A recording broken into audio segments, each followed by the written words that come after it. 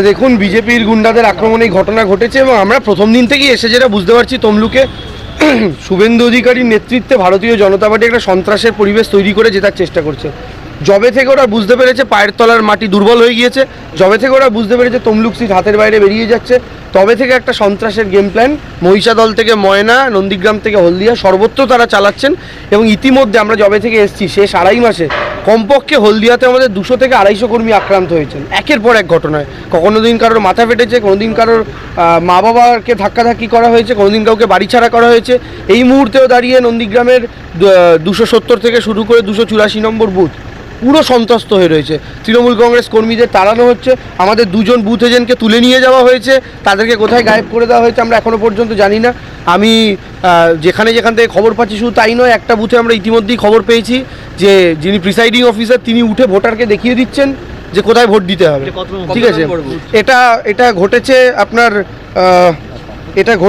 আপনার নন্দীগ্রাম 4-এর বুথ নম্বর 79-এ।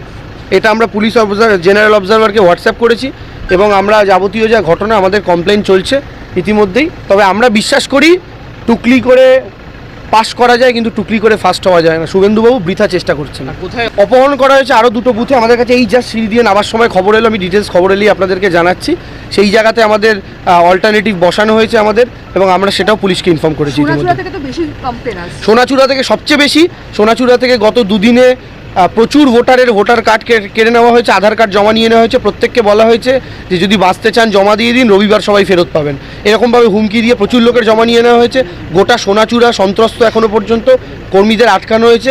একটা জায়গা থেকে জাস্ট একটু আগে খবর পেলাম যে কোনো একটা জায়গায় সম্ভবত একটা বাঁশের সাঁকো ছিল, যেখানে ওপার দিয়ে ভোটাররা এখানে আসেন 400 ভোটার, সেই সাঁকোটা পর্যন্ত ভেঙে দেওয়া হয়েছে যেন 400 ভোটার আসতে না পারেন। এই খবরটা আমাদের কাছে এসেছে। ভগবানের কাছে একটাই প্রার্থনা করলাম, গোটা তমলুক লোকসভা জুড়ে যেন সাধারণ মানুষ তার ভোটটা দিতে পারে, বিশেষ করে নন্দীগ্রামে যেন মানুষ তার ভোটটা দিতে পারে। সকাল থেকেই যেটা বিঘ্ন ঘটানোর চেষ্টা চলছে, আমরা নিশ্চিত মানুষ যদি ভোট দেন তাহলে ফলাফল মানুষের জন্য ভীষণ পজিটিভ হবে। আমাদের এটাই দুশ্চিন্তা, মানুষ যেন তার ভোটটা দিতে পারেন। মায়ের কাছে এটাই বললাম, জেতানোর প্রার্থনা করিনি, আমি জানি মানুষ যদি ভোটটা দিতে পারেন আমরা জিতছি।